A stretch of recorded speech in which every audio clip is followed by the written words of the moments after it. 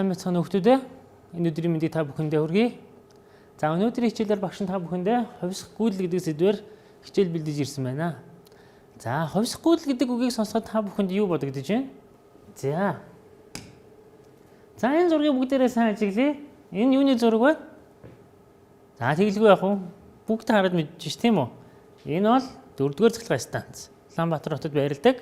Улаанбаатар хотын цахилгаан эрчим хүчийг хангадаг томоохон компаниудын нэг байна. За тэгвэл биднээс хэрэгэлдэг цахилгаан эрчим хүч хаанаас ирдэг юм болоо? За мэдээж цахилгаан станцаас ирдэг байгаа. За биднээс хэрэгэлдэг цахилгаан эрчим хүчийг цахилгаан станцаас ямар дамжлагаар дамжиж ирдэг вэ гэдэг зургийг хэдүүлээ одоо харж байна. За энэ зургийн тайлбарыг хэдүүлээ харцгаая. За энэ бол хэрэглэгч буюу бид нар гэсэн үг. За биднээс хэрэглэдэг цахилгаан эрчим хүч хаанаас ирдэг вэ гэхээр цахилгаан станц дээр үйлдвэрлэгдээд цахилгаан станцаасаа өндөр өсгөх трансформатороор дамжаад биднээс хамгийн сайн мэддэг үргэлж харж идэг өндөр хүчлийн шугамаар дамжаад бууруулах трансформатороор дамжин биднээс гэрт орж ирдэг байна. За тэгвэл цахилгаан станц биднээс хэрэглэдэг эрчим хүчийг яаж үйлдвэрлэдэг юм болоо? Цахилгаан станцыг ямар шат дамжлагын дагуу энэ эрчим хүчийг үйлдвэрлэдэг юм болоо? За энэ зүйлтэй хэдүүлээ танилццгаая. За энэ зурган дээр цахилгаан станц бүдүүч зураг байна. За энэ зургийг бүгдээрээ сайн анхаараарай. За энэ бор өнгөөр дүрсэлсэн зүйл бол нүүрс байх нь байна. Мэдээж цахилгаан станц нүүрсээр ажилладаг. За энэ дамжлагын дээр нүүрсийг бутлсан нүүрсээрээ нүүрс шатах 100 руу оруулах нь байна. За нүүрс шатсныхаа үр дүнд асар их хэмжээний дулаан ялгаруулна. За энэ зураг дээр сайн харах юм бол цэнхэр өнгийн шугам явж байна. За энэ шугам бол хүүт ус дамжуулах хоол байна. За нүүрсээ шатааж гарсан дулаанаараа бид нар усыг халаах нь байна. Усыг халаахаас гадна бас буцалгаж усыг ууршуулах нь байна. За цаашаа бид нар хоолойгоо хөөгөөд явах юм бол өнгө нь улаан өнгөтэй болж байна. Энд юу болж байна вэ гэхээр манай ус маань ууршаад температур нь ихсээд мөн дагаад даралт нь ихсгэнэ. За цаашаа өндөр даралттай, өндөр температуртай уур маань уурын турбин гэх хин төхөөрөмж рүү орж ирэх нь. Энэ замаар яваад уурын турбин гэх хин төхөөрөмж рүү орж ирэх нь. Энэ уурын турбин яаж ажиллах вэ гэхээр орж ирсэн уур маань уурын турбины голыг эргүүлнэ гэсэн үг. Энэ голыг эргүүлснээр уурын турбин цаашаага генератор гэх хин төхөөрөмжтэй холбогдно. За энэ эцсийн байдлаар энэ генератор маань биднээс хэрэгэлдэг эрчим хүчийг үйлдвэрлэж гаргадаг байна. За тэгвэл энэ генераторыг яаж ажилтдаг юм бол? Энэ генератор яаж ажилтдаг юм бол? За хэдүүлээ генераторын нэг энгийн зургийг харж байна. За энэ зураг дээр биднээс мэддэг 7 дугаар ангита үдсэн тэр сэдвийн эдвэс байна. За энэ хоёр бол мэдээж соронц. За бид 7 дугаар ангита соронцны эсрэг туйл болон ижил туйлууд хоорондоо яаж харилцаа үйлчлэгддэг вэ гэдгийг мэдж байгаа. Мөн соронзон орныг дүрсэлж сурцсан байгаа. За энэ соронзны хооронд байгаа энэ дөрвөлжин бол жаз гэж бид нар нэрлэгддэг битүү үрээ байгаа. За энэ битүү үрээнд жаз маань энд иргэн гэж байна. Ирэх үед энэ жазаар гүйдэлгүйгээд одоо манай зурган дээр бол энэ гэрэл асах нь. За биднээс хэрэгэлдэг эрчим хүч яг ийм зарчмаар бид нар дээр ирдэг байна. За биднээс мэддэг соронз улаан болон цэнхэр өнгөтэй байдаг. Энэ зураг дээр болохоор соронз маань нэг цул өнгөтэй дүрслэгдсэн байна. За тэгвэл энэ соронз цул өнгөөр дүрслэгдсэн ч гэсэн хоёр туйл нь бол хэвээрээ байж л байгаа гэсэн үг. За энэ соронзны хооронд байгаа энэ шар өнгийн зүйл бол бидний түрүүний яг өмнөх зураг дээр үтсэн жаз маань байна. За тэгэхээр бид нар соронзон орныг ойлгож соронзон орныг мэдхийн тулд шугамтай сумтай шугамаар бид нар дүрсэлдэг байгаа. За соронзон орныг бид нар дүрслэхдээ N туйлаас гарсан байдлаар мөн S туйл руу орсон байдлаар дүрсэлдэг. За дүрсэлдэг байгаа. Соронзон орныг бид нар харж чадахгүй, үнэрлэж чадахгүй, барьж чадахгүй. Соронзон орн бидэрт мэдрэгдэхгүй. Тэгэхээр Соронзон орныг бид нар таньж, соронзон орныг судлахын тулд бид нар соронзон орныг шунттай шулуунаар дүрсэлдэг. Манай зурагт маань нийт соронзон орны 6 шугам харагдаж байна.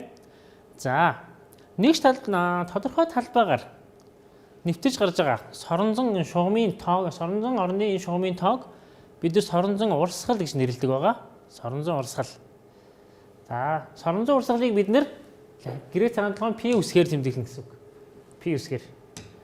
За. Мөн нэг талбайгаар урсж байгаа соронзон урсгал буюу соронзон урсгалын нэгтийг бид нар соронзон орны индукцийн вектор гэж нэрлээд мөн Б үсгээр тэмдэглэдэг. За, энэ та бүхэн санаж байгаа бах. За, цааш нь хичээлээ үргэлжлүүлье. За. 1800-аад оны үед Фарадей гэд нэртэй эрдэмтэн нэгэн туршилт хийж агаад нэгэн хуулийг гаргаж ирсэн байна. Тэр хуулиа өөрийнхөө нэрээр нэрлээд Фарадей хууль гэж нэрлсэн байна. За, тэр Фарадей хууль нь ямар нэртэй хууль вэ гэхээр битүү хүрээгээр нэвтэрж байгаа соронзон урсгал хугацаанаас хамаарат өөрчлөгдөх юм бол тэр хүрээнд индукцийн цахилгаан хөдөлгөгч хүч гэдэг зүйл үүснэ. Энэ индукцийн цахилгаан хөдөлгөгч хүч гэдэг зүйл үүснээр энэ хүрээний дагуу гүйдэл гүнэ гэсэн үг. Инхээр хэрвээ бид нар битүү хүрээгээр урсж байгаа соронзон урсгалыг хугацаанаас хамааруулаад өөрчилж чадах юм бол батарей ашиглахгүйгээр энэ хүрээгээр гүйдэл гүйлгэж цахилгаан эрчим хүчийг дамжуулж чадна гэсэн үг. За, тэгвэл бид нар энэ хүрээгээр нэвтэрж байгаа соронзон урсгалыг өөрчлөхийн тулд энэ хүрээгээ соронзон орон дотор эргүүлдэг байгаа.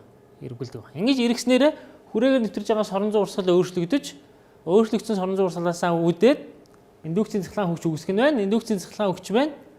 За, гүйдлийг үүсгэж бидэрт эрчим хүчийг өгөх нь байна гэж.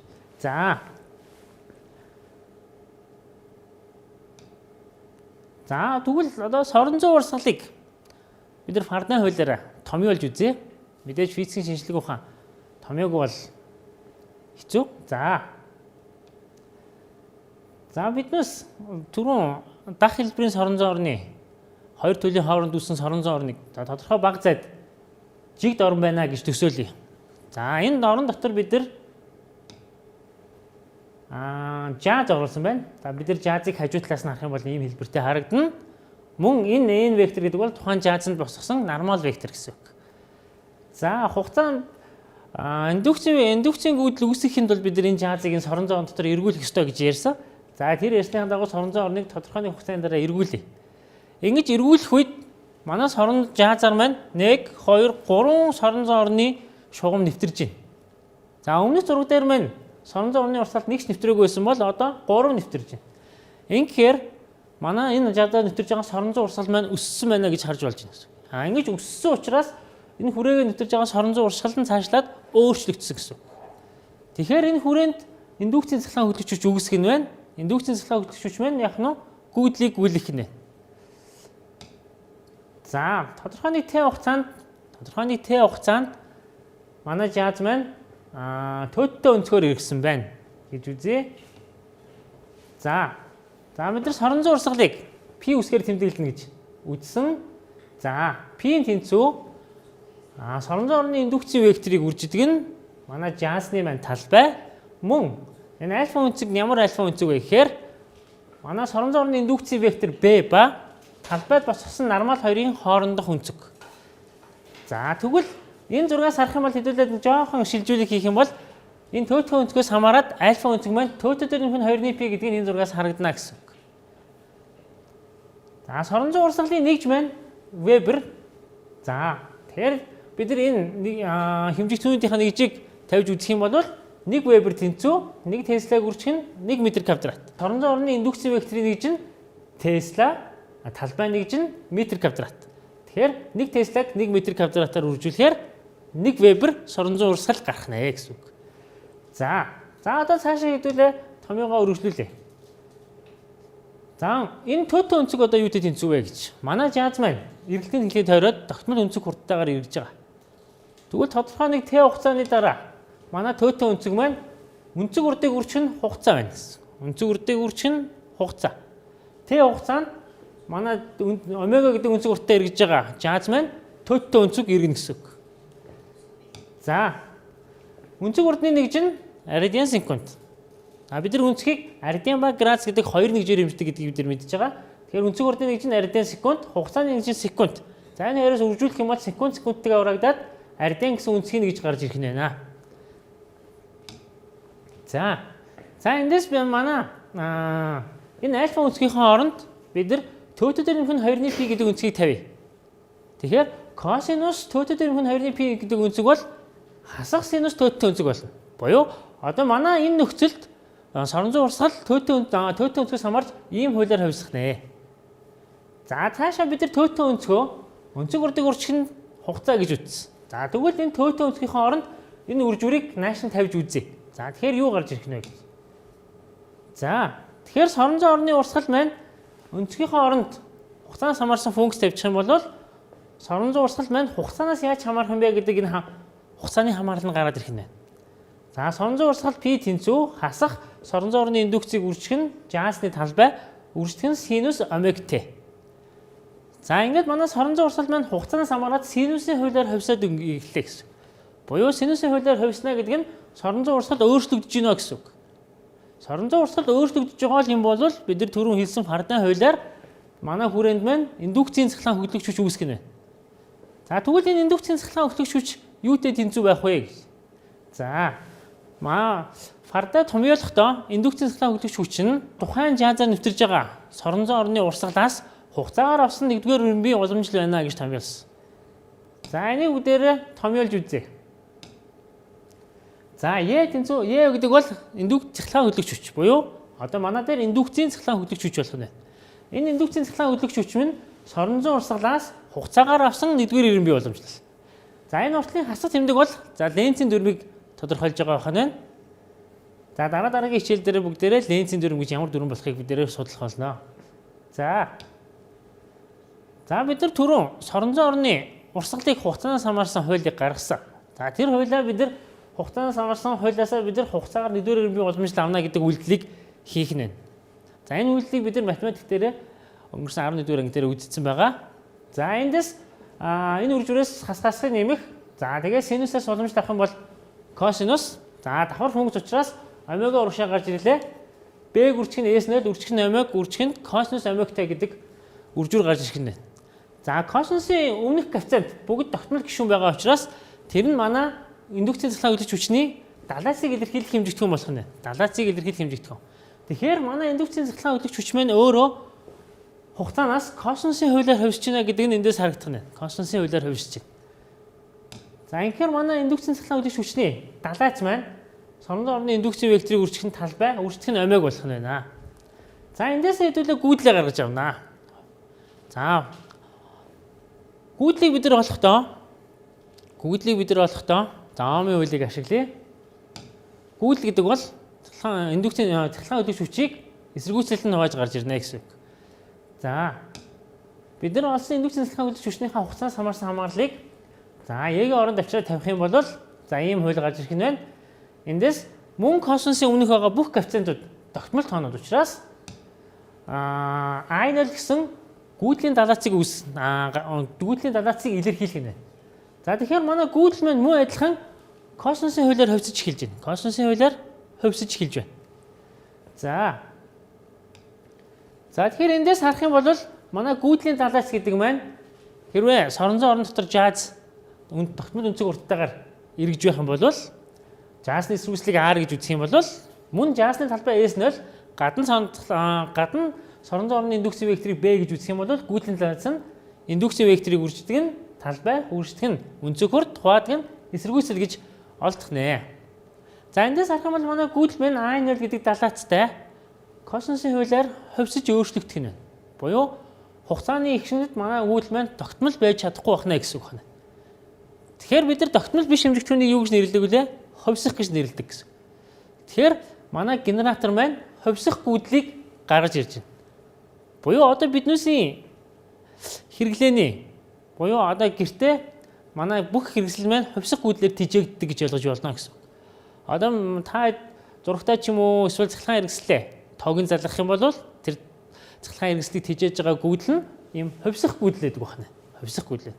Монголын нөхцөлд хувьсах гүйдлийн маань давтамж нь 50 Гц байдаг. Та бүхэн санаж байна уу? За бүгдээрээ хувьсах гүйдлийн графикийг байгуулж үзье.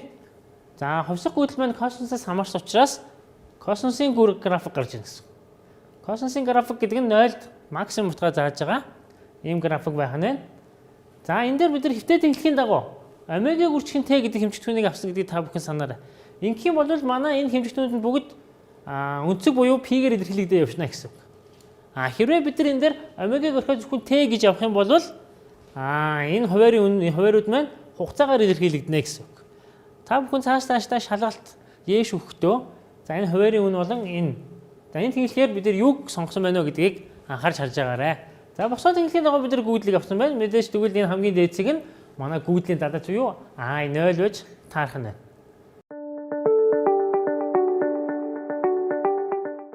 За бид нар өнөөдрийн хичээлээр цахилгаан станц яаж ажилладаг? За биднээс хэрэглээний эрчим хүч ямар замаар дамжиж бидэрт ирдэг? За мөн хувьсах гүйдлийг яаж үүсгэдэг? Ямар төхөөрөмж хувьсах гүйдлийг үүсгэдэг? Ямар хуулийн дагуу хувьсах гүйдэл үүсдэг гэдэг хичээлийг үзлээ. За өнөөдөр бид нар үзсэн цахилгаан станцаас эрчим хүч ямар замаар дамжиж ирдэм бэ гэдгийг үзсэн. За та хэд нэг зүйлийг бодсон бас нэг зүйл дээр асуудал үүссэн баг. Асуудал та нарт байгаа байх гэж багш нь бодож байна. Цахилгаан станцаас эрчим хүчийг дамжуулахдаа яагаад заавал өндөр хүчлээр дамжуулах ёстой вэ? Биднээс хэрэглээний хүчтэй 220 вольт байхад биднээс заавал яагаад 20 мянга цаашдаа 200 мянган вольтын өндөр хүчлээр тэр цахилгаан эрчим хүчийг дамжуулах ёстой вэ? Энэ асуулт та бүхэнд үлдсэн байх гэж багш нь бодож байна. Дараагийн хичээлээр багш нь энэ асуултын хариултыг та бүхэнд өгөх болно. За тэгэд өнөөдрийн хичээлийн гэрийн даалгавар. За энэ холбоосоор та бүхэн хандаж 2017 оны бүх хувилбарын 23, 24, 28 дугаар даалгаврыг бодоорой. Энэ нь бүгд хувьсах гүйдэлтэй холбоотой даалгаврууд байна. За ийм цонх гарч ирэх юм бол эндээс энэ цонхон дээр шууд 2007 оны сэдвгээд таад физикээ сонгоод орчих нь байна. За тэгээд өнөөдөр анхаарал тавьсан бүх сурагчдаа бүх хүүхдүүдтэй баярлалаа.